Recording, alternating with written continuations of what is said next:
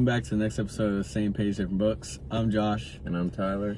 And today, we're definitely not going to be as serious as usual.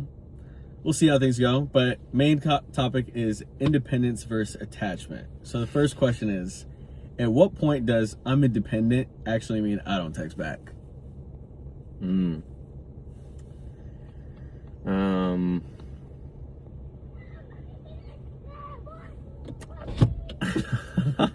We don't need the background noise. It's a good question. I don't really know. I think I've never heard anybody use that excuse to say Like I'm independent? Yeah. Or you never heard the excuse, I'm not good on my phone or I don't text back? I've never heard the excuse I'm independent for someone that's not good at communicating. Okay, instead of like them saying like, oh, I'm independent, they just like give off that vibe or like synonyms to that.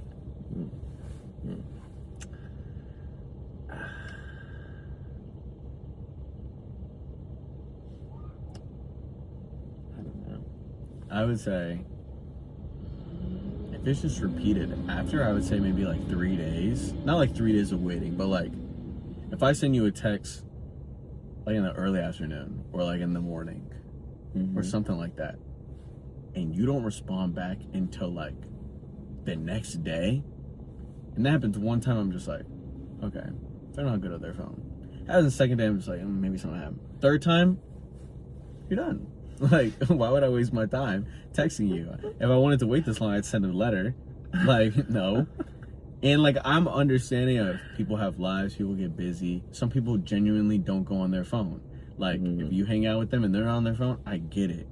But, like, the point of having a phone is for quick communication. I understand trying to protect your peace or, like, you're busy trying to be present. But if I text you or I call you, pick up or at least respond back and say, oh, I'm busy with this, I got you, and I'll hit you back later. Fair. So that's where I'm so independent, I don't need to hear that BS. No. You just don't want to talk to me, which is fine. We won't chase, we won't replace. Just be honest. Yeah, just be honest with me. Fair enough. I agree with that. I just don't think I've ever been in that situation.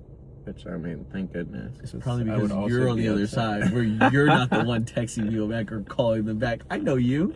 It's okay. I wasn't trying to come at you with this question, but you know who you are. I mean, it's absolutely true, but also I don't think I ever used the excuse of like, oh, I'm just independent. Obviously, nobody's using that, but it's like the vibe of I'm independent or I'm just so busy. No one's ever that busy. That's true. From personal experience. No one is ever that busy. I've never been that busy. Anyways, is needing space healthy or are we just avoiding difficult conversations? I think needing space is healthy. I think there's like a certain point where it's like, okay, you need to, pull up your bootstraps and go have that conversation. But I think, especially right after something's happened and tensions are high and emotions are high, I think it's very beneficial to like take a moment to step back and regain your composure before having an important conversation with whoever you feel has wronged you in any way. I honestly agree. I think taking space can be healthy, especially like if you like say before, listen, like there's nothing wrong, I just need a second before we continue this because I want to respond, I don't want to react to what you're telling me or how things just went. So I think like taking space can be good, but if you don't communicate that to somebody, and even sometimes when you do communicate to someone, they're extremely anxious or like they're extremely avoidant, like on both ends of the spectrum, you pulling back can make them just cling on to you more where it's just too much, or they just pull away so much that when you try to come back and talk, you're either just like, you suffocated me, so I don't even want to be bothered with this, or like, you're so far away, now we can't even talk. Right. So I feel like it's situational, you just gotta be careful, but Fair. I feel like having some space isn't too bad. I think it's pretty good. Yeah, I would say for most people the space is needed, but you are right. There are some cases where maybe that doesn't actually work out for the best. It usually doesn't. But I do think it's very situational. Like, if we're about to leave each other, like after hanging out, and then we get into a disagreement, or we're about to go to sleep, you're tripping if you think we're about to go to sleep angry at each other. We're in a fight. No, we're talking that out until we're all good. Nah.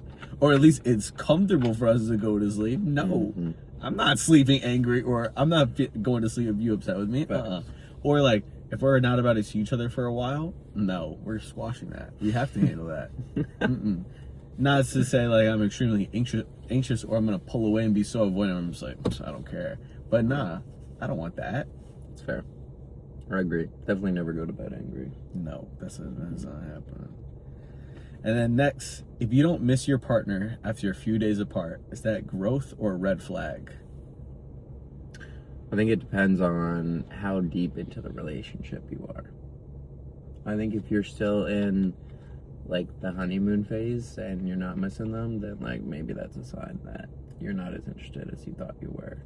But if you're like a year or two in and like you're like, oh, they're going on a business trip, I mean, like, they're gonna go do their thing. I'm not worried about it. I'm worrying about my next few days, and when I see them, I look forward to seeing them. But like, I'm not on my hands and knees begging them not to go because I'm gonna miss them so much.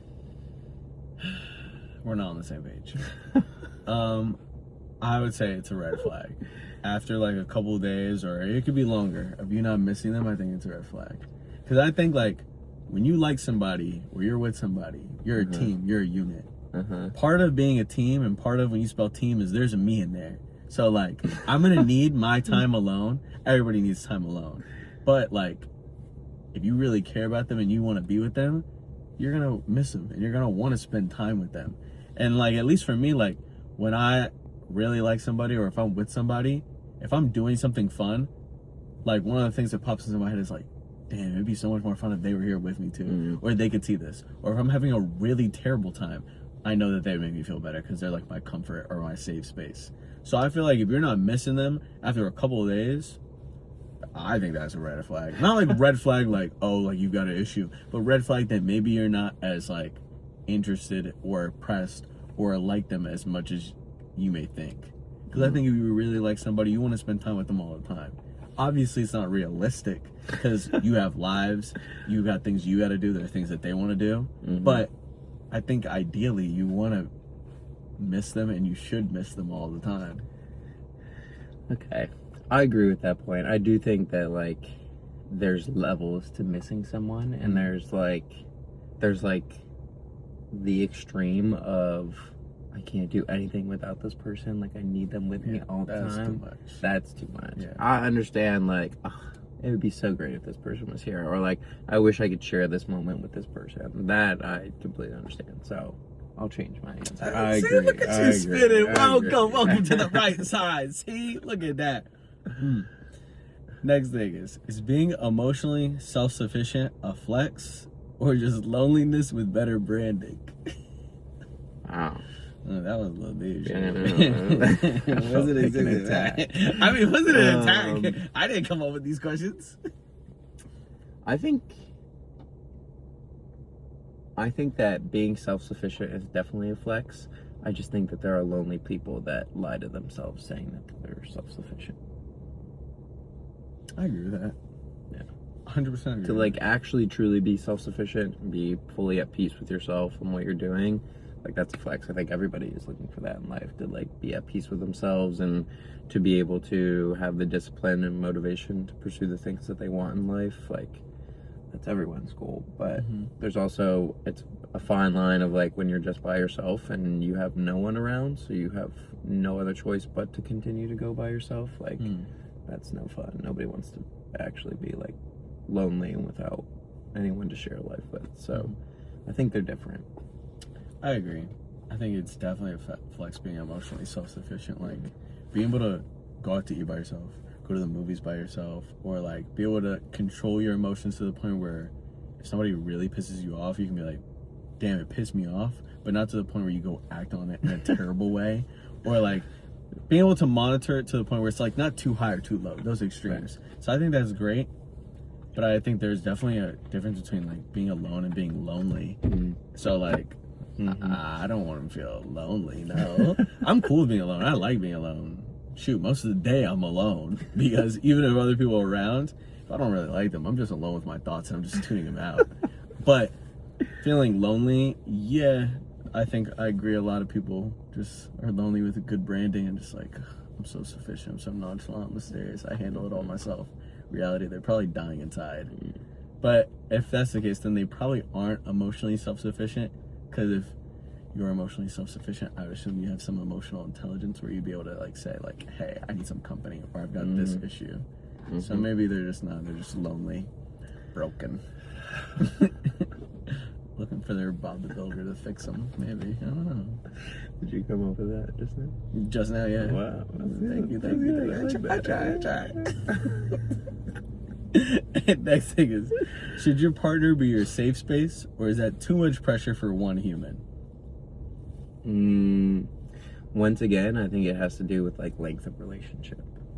Like, I don't think that within the first 2 weeks, like, someone can I mean, there are crazy circumstances where people meet and they just hit it off immediately, and it's like old souls and they feel completely comfortable. But I think with any relationship, like, trust takes time to build up, and you have to trust who you're talking to for them to be your safe space. So I think after a certain amount of time of that trust being built and the relationship being built up, then like, yeah, your partner should absolutely be your safe space. But I don't know if that's necessarily the case right at the beginning of the relationship.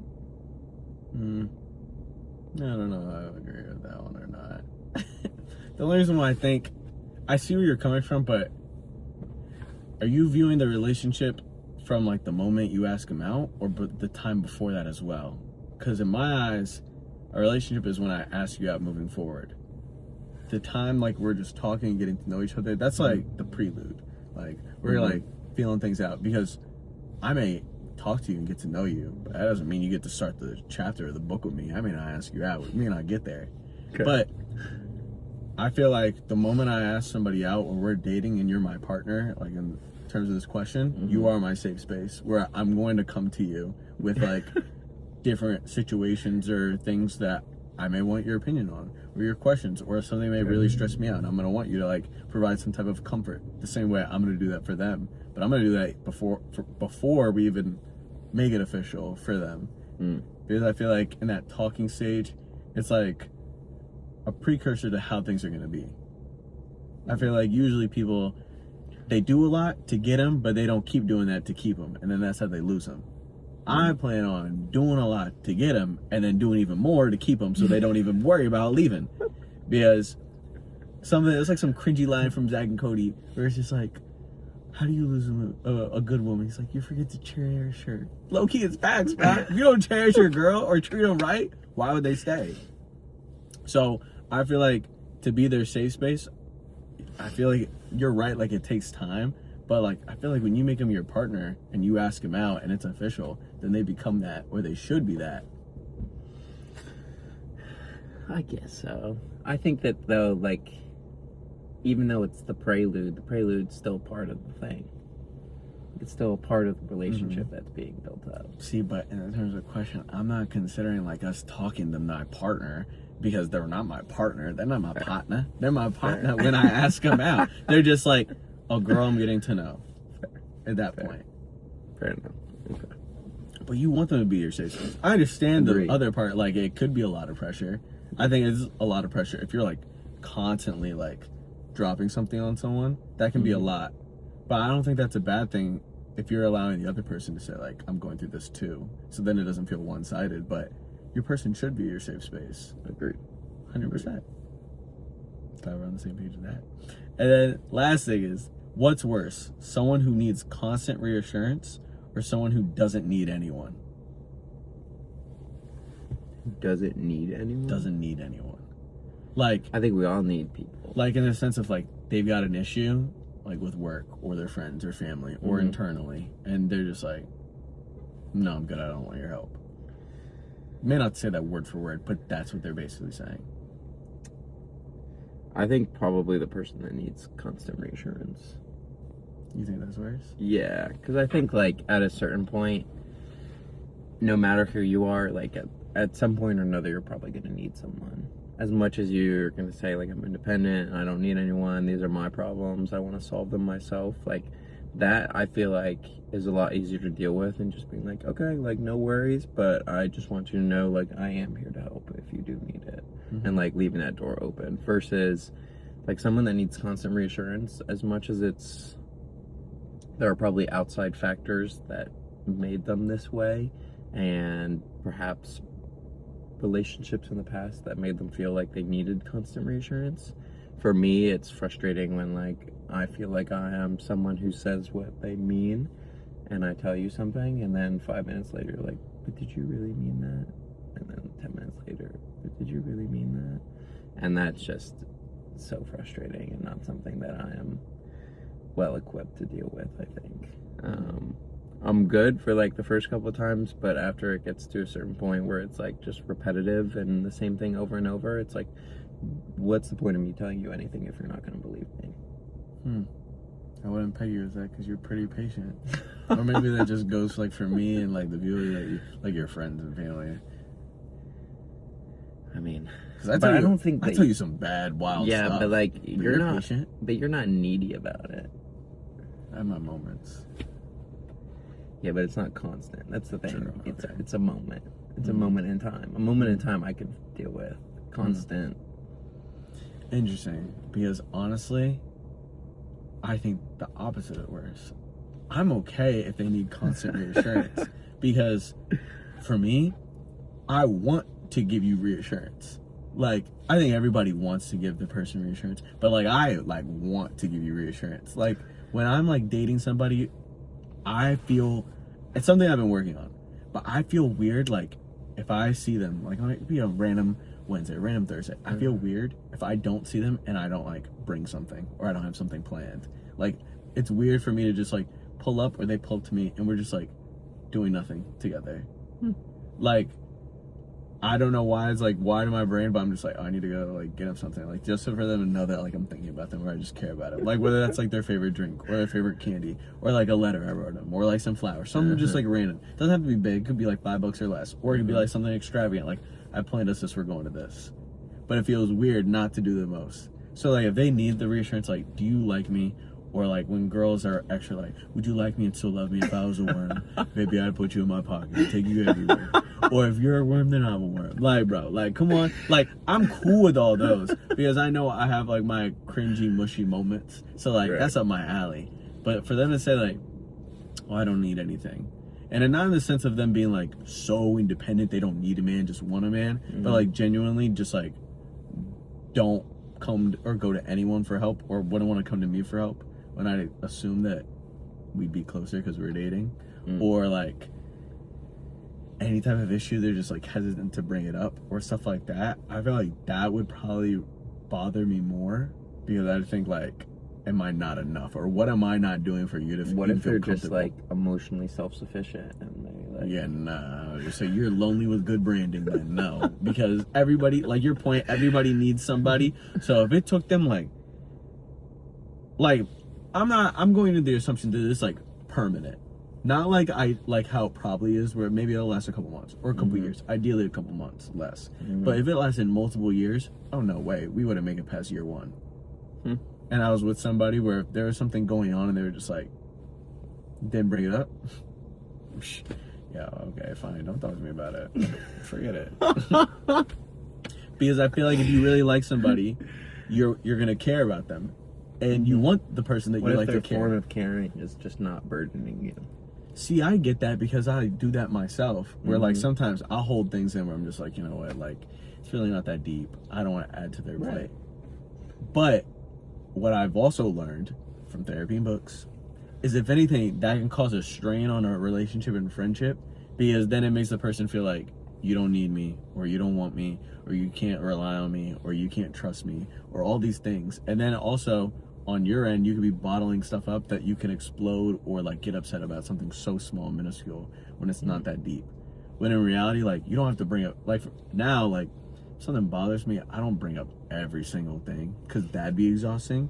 But like maybe after like a time or 2 or 3 times, if something like bothers me, I'm just like, okay, like right now I'm really bothered by this that you did, or like right now I'm stressed out about this. So I think it is healthy to like open up to somebody so they can give you some reassurance or show that they care. But if that's like never happening, oh no, it's doomed to fail. Fair. I don't think I'd have a problem with it. I think I would be. Yeah, because you probably ask once. Typical man. You'd ask one time. No. But you'd probably ask one time and be like, babe, like, what's wrong? She's like, nothing. Okay. Keep it pushing. I'm gonna take people at their words. What's wrong with that? Bro, see, that's how we think. That's how, like, if I ask you something wrong, you say no, I know it means no. Right. Like, there's nothing wrong. Right. If I ask, like, But if I heard a girl be like, nothing, I'm fine. sometimes I'm they're good aware sometimes that they're good at hiding it. It could be. It doesn't even have to be romantic. Like, literally yesterday, I looked at London, little sister, by the way. I was just like, something wrong? Like, I can just get this feeling that something's bothering me. Nothing's wrong. That's how she responded the third time. The first time I was like, nothing's wrong. I was like, oh, she means it. But I was like, wait, I've been PR trained. You're a girl. You may be young, but no, something's actually wrong. That's the second time. She's like, nothing's wrong. See the difference? Nothing's wrong with that. Nothing's wrong. Something's wrong. Third time, nothing's wrong. Something's wrong. Something was bothering her. Something uncovered. It may take a couple times, but usually there is something wrong, and then they talk about it. And she told me something was wrong. My mom was stressing her out, or maybe it was like school related. Can't remember. It's usually the same thing. Either mom was being mean when she was helping me with my homework, or I didn't get it, or like I wanted to be on my iPad. Simple stuff for kids. But like, not to say that girls have the mindset of a child, because that's not it at all. But like, all girls are kind of the same. Where like my little sister was like that still. My mom, I asked her something wrong. No. I know there's something wrong. I think one of her friends or something at school, or one of the kids she's working with, or my little brother, or something was stressing her out. Or like maybe it was like work related. I don't know. But usually they have something. So you're going to want to reach out and ask. And it's not going to be I agree, but... So you say, I'm going to take their word for it. No, you don't. Yeah, because when they're ready to talk, they will come and talk. Yeah, but see, I played that game. I thought that too. But then, if you ask the first time and you just stop, they'll look at you like you're crazy and be like, he doesn't care? You don't want to tell me the truth? That's what I think too. That's what I think too. Yeah, you have to play those games. But see, I don't mind playing those games. Listen. You have to understand. It's not like that, though. It's not like that. It's not like that. It's absolutely like that. This is how you can get yourself in trouble when you get into a relationship. No. This is how it is now. This is the new day and age. Listen up, buddy. If you say what's wrong and they say nothing, unless they say it in such a way where you've gotten to know them to the point where like nothing actually genuinely means nothing, it's actually probably not. It's probably something. So then you're gonna ask it. So no. Then you gotta ask a second time. Second time, there's gonna be a difference in the way they said it. The third time, I promise you, they're gonna say something. And then when they tell you, you ask, and you be like, "Let's solve it." Then you gotta internally ask, and sometimes if you're comfortable, ask, "Do you need comfort or solution?" Yeah, I'll ask that. Always ask that. Yes, yeah. You gotta do that. But then if you just say something wrong and there's like nothing, and you just stop right there, I guarantee you. If it's not the girl you date or it's a girl you talk to, at some point, if you do that to some girl romantically, they're going to be like, this guy does not care. I promise you that. Well, if they felt that way, then I would hope that they would have the courage and resolve to have a conversation with me about it. I would assume that some would, but I also assume that some would be like, you know what? I'm tired of him already. Then that's probably not someone I want to be in a relationship with. You know, you're probably right. Maybe you know what? You're not blocking a blessing, maybe a curse. But honestly, I'm telling you, this is what I've seen. I would not be surprised if it comes your way too. I've seen it too. I know. I get it. I just think that there's... Yeah. But honestly, I kind of get it. I get it, but I don't get it. Because for me, it's like my yes is my yes, my no is my no. If I say something, I mean it. My word is my bond. But I get it in the sense of if I ask something wrong, they say no, they probably want me to ask another time just to see that I care. The same way, like, for me, like, I know if somebody cares if they just, like, do something without me asking. Or they just, like, remember things. Or they just, like, kind of do the things I do. They just show up and they bring me something even though I didn't really ask. True. So, like, maybe for some girls, like, a guy asking multiple times, like, are you sure you're okay? At first, it's just, like, kind of annoying. But in reality, it's like, oh, he actually cares that something's bothering me. So who knows? That is very true. You know what? Different people appreciate giving and receiving love differently. 100%. I can absolutely agree with that. Maybe next episode we'll have a girl on it, so that maybe we can get another perspective. Yeah. So, any girls that want to join the next episode, please reach out. One in particular, one of our friends, if she can, respond to our group chat, maybe she could hop on the next episode. I think I'm the one that needs to respond Actually, to the group chat. you are next. I was gonna bring that up. Yeah, but Anyways, the one that's been slacking. yeah.